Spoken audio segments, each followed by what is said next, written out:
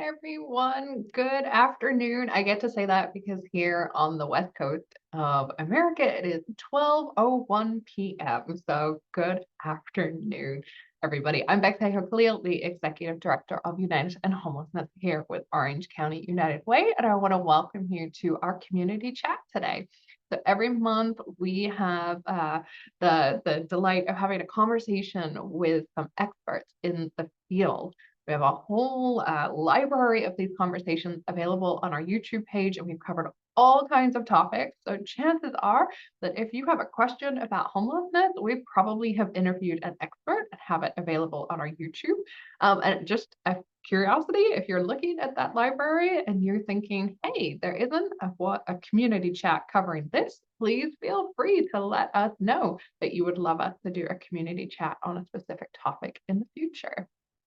So today, aligning with Women's History Month, we're going to be having a conversation about how homelessness impacts women in particular. So from amplified safety concerns to fear of losing custody of children, often women try to remain really hidden while experiencing homelessness, which can make accessing services harder. And so it's a little bit of information for us from the Orange County 2024 point in time count, which was done, gosh, about 13 months ago now. So 2024 data, there were about 2,500 women experiencing homelessness. And when we look at some information that's available to us from HMIS data, we see that about a quarter of women are experiencing homelessness out on our streets. And so today I'm really looking forward to interviewing two women who are not only colleagues in this world, but I'm also fortunate enough to consider friends.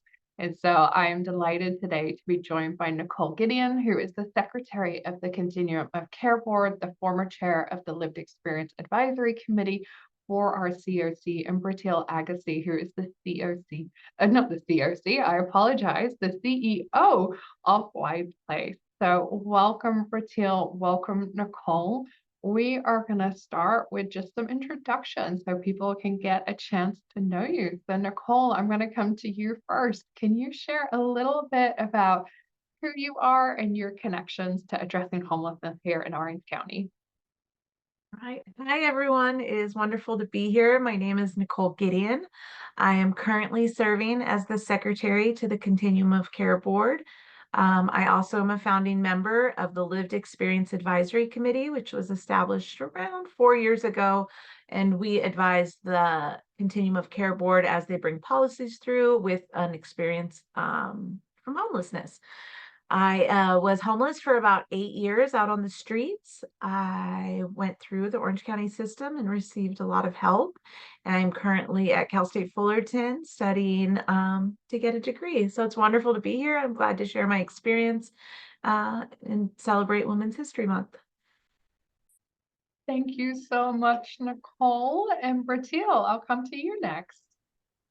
Thanks, Bex. Hi, everybody. Nichole, I'm a Fullerton alumni, so go Titans. Great job. As Bex said, I'm the CEO of WISEPlace. I was brought in 2018, and a whole community of supporters has really rallied around WISEPlace, and we've really turned our organization around. We started as the YWCA in the 1920s, believe it or not. We're almost 100 years old, and we started off just as a transitional shelter, and now we provide permanent supportive housing, basic income, and all types of wraparound services, specifically to unaccompanied women, because we do believe that there is gender-based violence that ties to homelessness. And so we like to stand in the gap of services. Unaccompanied women are wildly unrepresented, unfortunately, not just in Orange County, but across the nation. And so we're proud to stand in that gap with deserving women. Thank you so much, Brateil. Thank you so much, Nichole.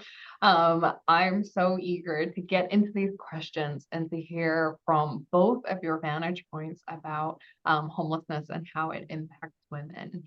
So my first question is to get us started as we take into account the diverse life circumstances that shape women's experiences, such as being single parents, being unaccompanied, as you were mentioning, Brateil, or in partnership. what recurring factors do you see influencing the path? Like, what are some of the things that we see around causations of homelessness for women, and then some common experiences that perhaps they share while experiencing homelessness? And I don't know who'd like to jump in first. I'm happy to jump in. So I think definitely some of the factors that go into homelessness is a lot of women are caretakers. We have this narrative around homelessness of, drug use, and not that those things aren't present, but I really love the work that United to End Homelessness has done to expand the narrative to some of these other factors that are there. We look at domestic violence, which I think is a little well known, but also things like caregiving. A lot of the people you meet on the streets were caring for elderly parents, especially, women. And then things happened, someone dies, the house is sold, and just you fall into these cracks, and no one really knows how to respond to some of those circumstances. I think that's one of those life circumstances that really can hit rich or poor, or, college graduates, anything else. So I think you see a lot of women that were taking care of people that suddenly, have extreme circumstances. And also, when you have a fear when you have children and you have some problems, domestic violence, and you lose custody. A lot of women are just, end up on the streets. They no longer have some of the same situations and capacity to live, in their home, or, go through extreme mental health crises. I think drives a lot of homelessness for single mothers, and when they lose custody of their children. Thank you, Nicole. And thank you so much for highlighting the caretaking aspect. I think most people, when they're thinking about women experiencing homelessness, have, while most people may not understand completely the significance of domestic violence and how that can be a cause behind it. I think a lot of people have heard about that, but I think many people haven't heard about that caretaking piece.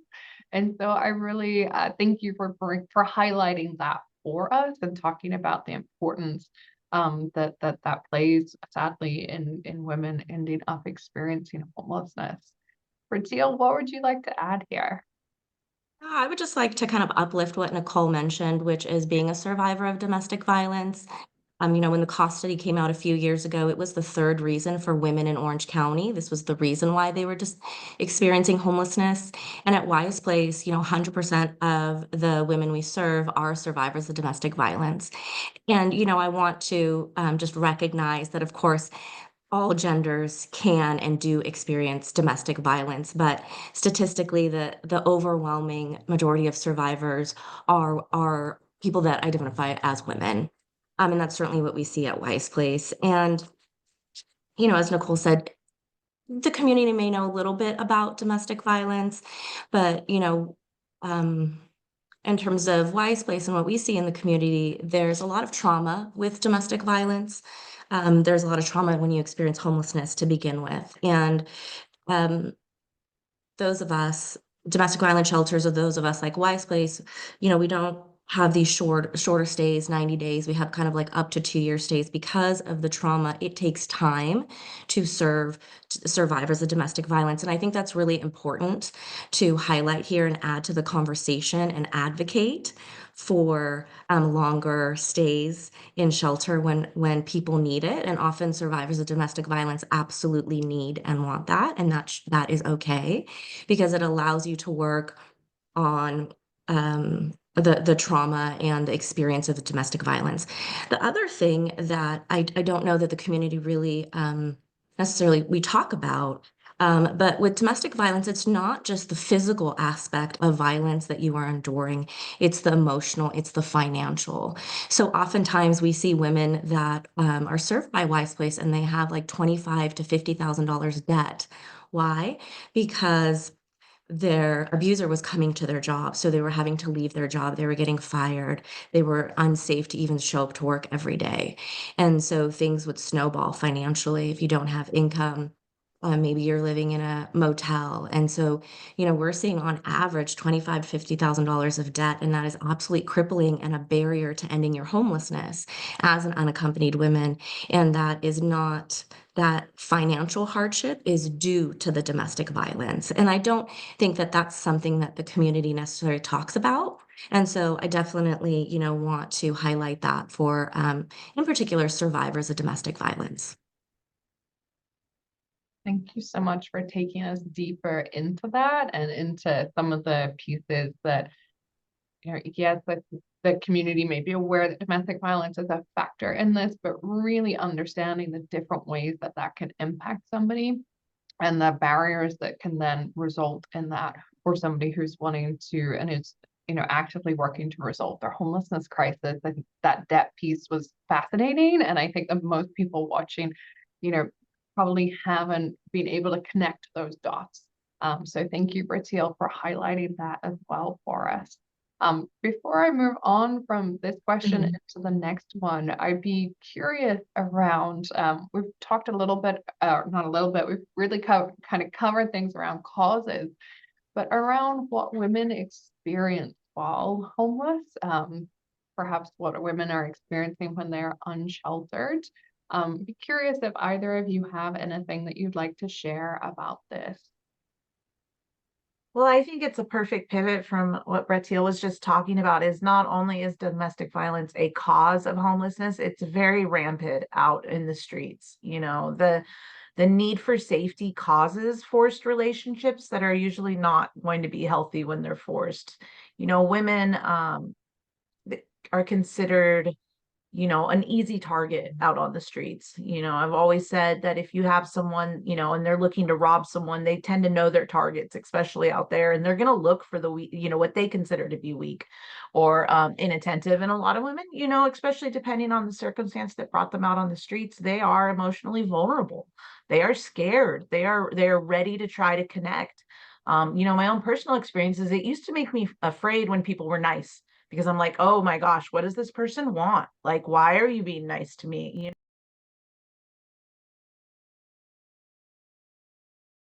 Yeah, just to double down on kind of what Nichole shared, I think she's absolutely right. I mean, that's definitely, the experience at WISEPlace. And, statistically speaking, single adult women, when left on the streets, they're 3 times more likely to be assaulted than even the general public. So there's data that supports that experience as well.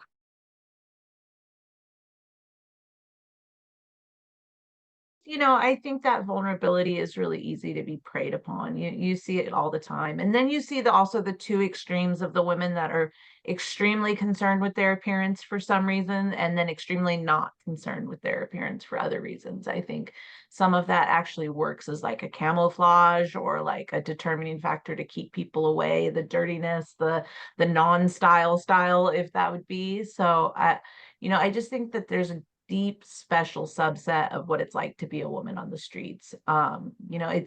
It's very, very scary, and it perpetuates a lot of domestic violence. Thank you, Nichole. I'm really glad that your internet kicked back in. It's functioning well, and we got to hear every little nugget of truth that you just shared with us. Yeah. Thank you. Bex, can I just add to what Nichole said? It's something that I actually learned at WISEPlace, and so it's something I like to share because I didn't know this, but there's pets, domestic pets, at shelters, like at WISEPlace, regardless of what program we allow for domestic pets. I know our partners at Radiant Futures also do, but I think that's it in terms of DV specific providers. And so definitely want to advocate for those. And the reason why it's important, because at my first day in 2018 at WISEPlace, I met Diana. And Diana had been on the streets of Santa Ana for 5 or 6 years. And when we opened up Safe Place, she happily came to Safe Place because we allowed for Jay, her golden retriever, to come to Safe Place. And for 5 or 6 years, she was offered shelter services, but there was no way that she was going to leave her dog, not only because it was her best friend and the one consistent support that she had on the streets, but to also kind of touch base on what Nichole was talking about. It's a safety thing to have, especially a dog, when you're kind of a single adult woman. And Diana really educated me on 4 or 5 times where her golden retriever protected her from being assaulted on the streets. And, as Nichole said, these are women off, they're not trying to be found, right? They are oftentimes living in cars. You're not trying to be visible because you feel so unsafe. So I just want to, advocate for pets being in housing, of course, but also all shelter opportunities, because I think that not allowing for domestic animals creates an unnecessary barrier. Because folks are not going to leave their domestic animal when they've experienced homelessness on the street, because that has been a part of their safety. That has been how they are not being assaulted. And I think that's really important. And that's something that, I think it's okay to say. I didn't know that until I came to WISEPlace. I didn't understand about the connection of homelessness and safety and pets. And now I understand. And I'm really thankful to Diana because she's the one who educated me. Thank you, Brateil, for bringing that up, for highlighting, underscoring, and thank you to Diana for sharing all of that with Brateil so that we also can take a moment to dig into that. And it makes perfect sense as you think about it, and to hear that complete logical sense. But yeah, absolutely not something that all of us have had an opportunity to think about. I'd love to jump in with another maybe less known fact, and I love that pets are so important for women. I really think they are a great deterrent, and the welcoming of them at the shelter is going to be so important to get women in there. And another I think less known fact is women tend to sleep out in the open. Like, you're more likely to sleep right under a streetlight, rather than go hide behind a dumpster and just accrue the tickets. Like, the amount of, like, the ticket was not the scariest thing to happen in the middle of the night, was a police officer to come up. Like, choosing to stay out in public where you can be seen is a great deterrent against violence.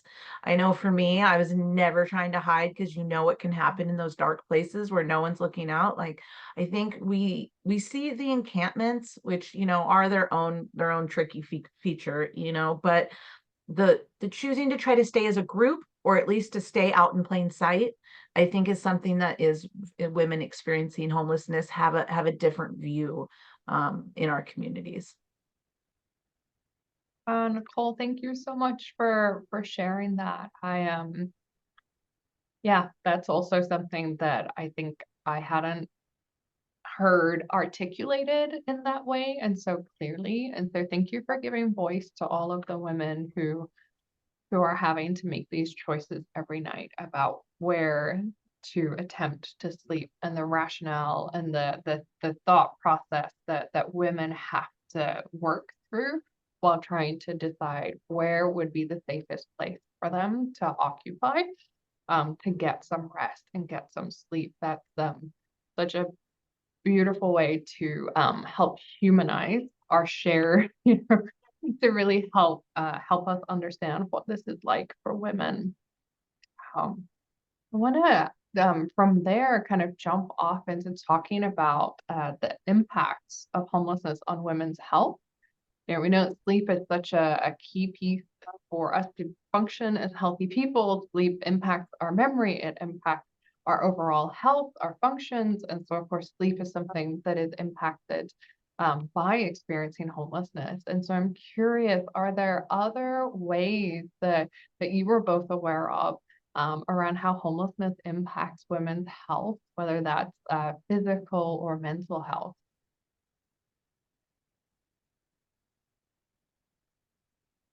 And Brateil, I'll come to you first.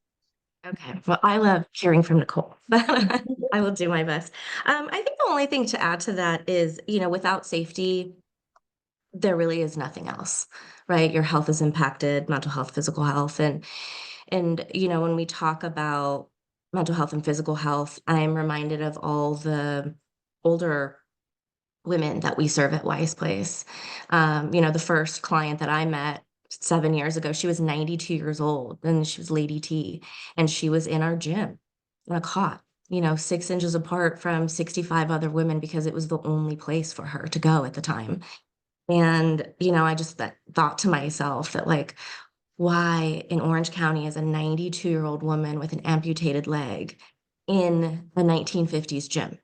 And I'm so glad that our organization stepped up and served, but that can't be the best that we can do. And so, obviously offering counseling services incredibly important. We do that.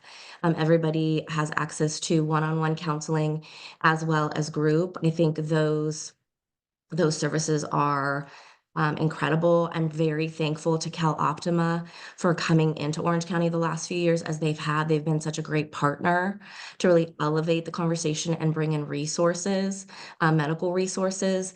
Our first year in partnership with Cal Optima, only like 26% of the women that we served were connected to healthcare benefits. And now at graduation, like 96% or higher are connected to healthcare benefits.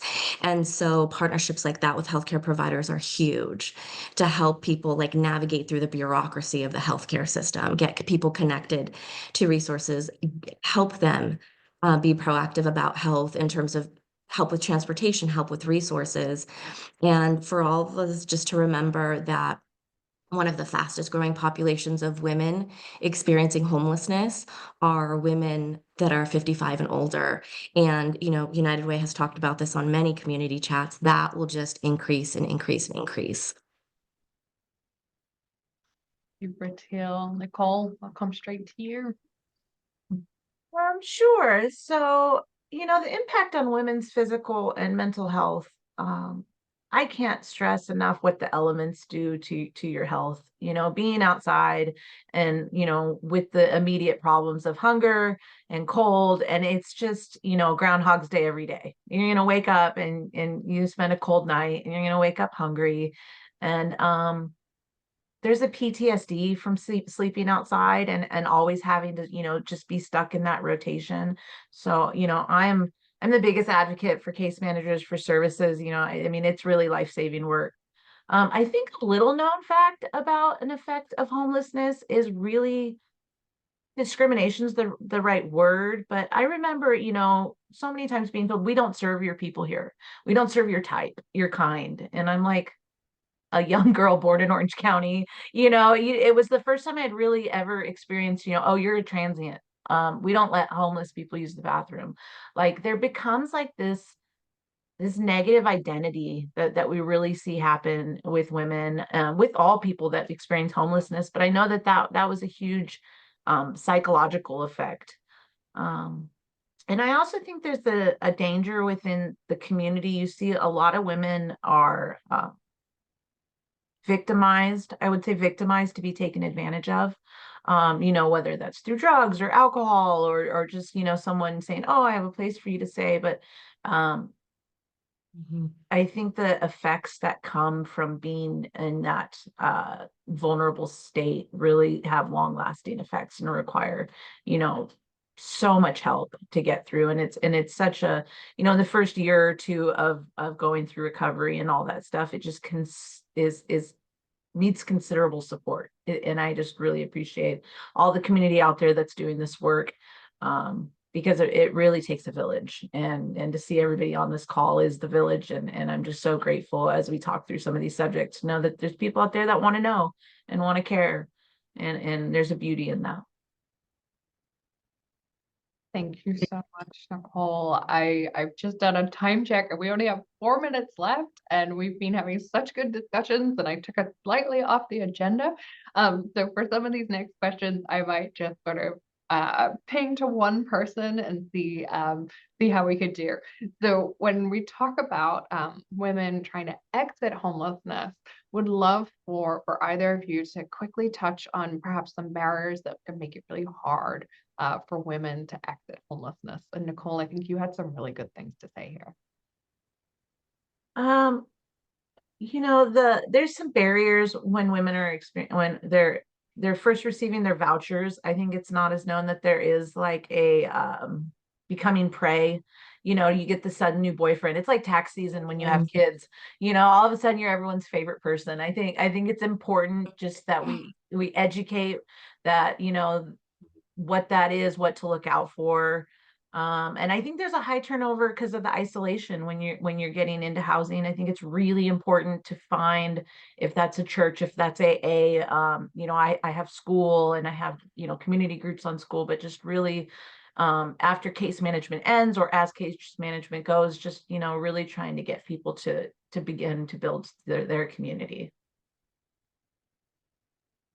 Thank you. Brateil, are there any other system barriers that you've seen that you think it's important to add in here? I would just say stop requiring shorter stays in shelter. There's not enough housing, there's not enough vouchers. And if there were, then yes, let's house everyone in 90 days or less. But the reality is there is not enough housing, there's not enough vouchers. And so 90-day stays, 120 stays in shelter is not enough time to work through trauma, to be able to have the safety to rebuild your life. Um, and then I would say more freely given financial assistance is a barrier to ending homelessness.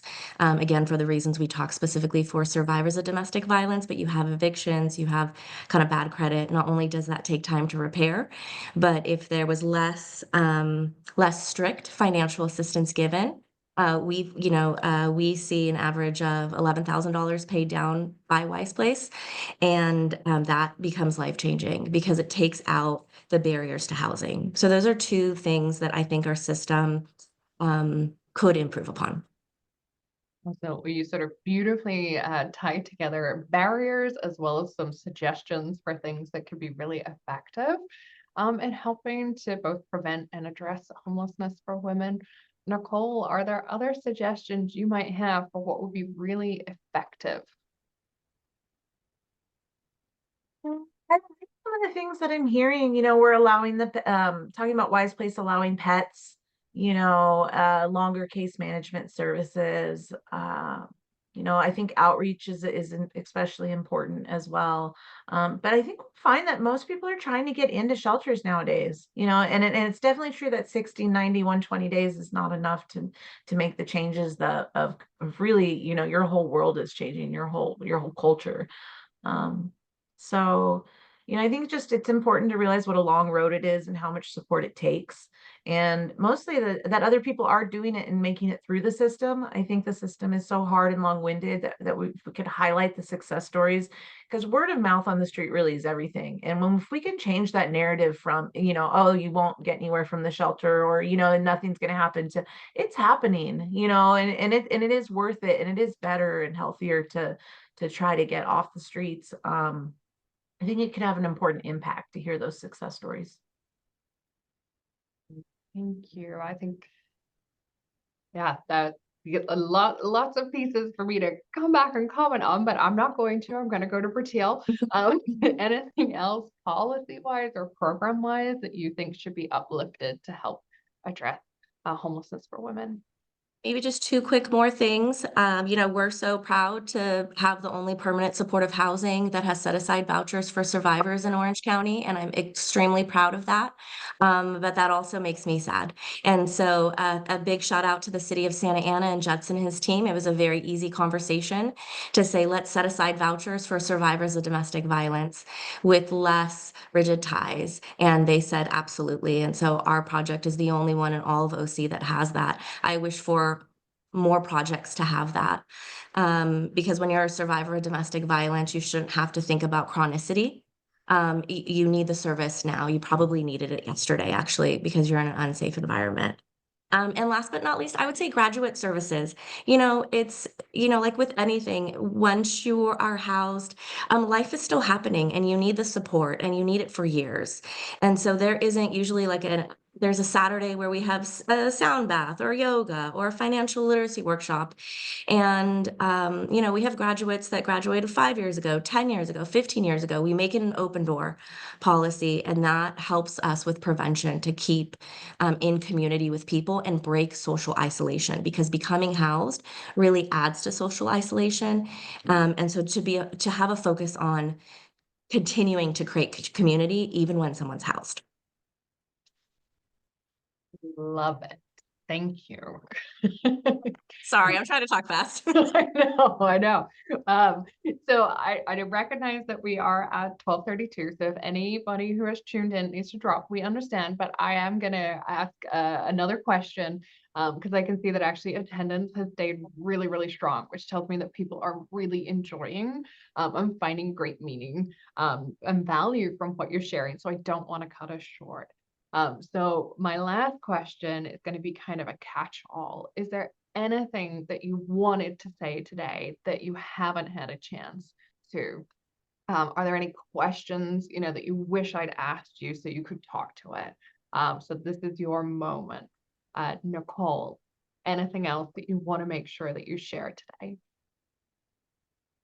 My most important thing was to talk about the success stories, and if I could say something else is to reach out and to see that we could value the caseworkers and really stand behind the people that's doing this work, because it is a lifeline. I mean, as for the alumni program, like I stay connected to everywhere I ever was. Like if they have a Mother's Day or a Christmas thing, like it's really just about like trying to create that new community, and it's really important. It's empowering to have that. And so if anything, I just want to hold up our programs, our community members, our caseworkers, everybody that's doing the work, because it's really the lifeline between getting off the street and getting stably housed. Because I hear from so many people, if I could just get my voucher, I could just get my housing, everything's going to be okay. And I'm like, that's when the work starts. Like there is so much work on that second half of that pendulum of reacclimating, of paying bills, financial literacy, just like I could go on and on and on, cleaning, laundry. Like there is just so much more on the other end that is really, I think a lot of us that after a while we take it for granted, grocery shopping and laundry, but it really is a huge heavy weight on the backside as well that I think sometimes gets lost and less. And of anything, again, it comes back to the touch point of how we get off the streets. And that's really all these community programs that are doing beautiful work and investing their time and effort. Thank you, Nichole. Brateil. Nichole said it beautifully. I have nothing to add, but thank you for having this conversation. Thank you for celebrating Women's History Month. It's really important. And yeah, that's it. Thank you, Nichole. Absolutely. So thank you so much. And before we drop off, I want to just take a moment to congratulate Nichole. Nichole is being one recipient of a 2025 Women of Distinction Award for the 34th Senate District from Senator Tom Umberg. And so, Nichole, I'm sorry for embarrassing you, but I wanted to just publicly congratulate you on that. That is well deserved. So huge congratulations to you. And thank you to everybody who joined us today. Thank you to those who sent in questions in advance. Today's conversation has been really meaningful. I have learned things today. So thank you so much, Nichole and Brateil, for speaking about something that is incredibly important at any stage, but incredibly important in 2025. So this community chat will be live on our YouTube page very soon, and so available for anybody who might have missed the conversation who should tune in and watch later. A quick poll is going to pop up on your screens any moment now. It's really helpful feedback for us as we continue to work on our community chats and offer these to the public as opportunities to engage and to learn. And so that brings us to the end of our time together today. So thank you again, Brateil. Thank you again, Nichole. I will see you all next month. Thanks, everyone.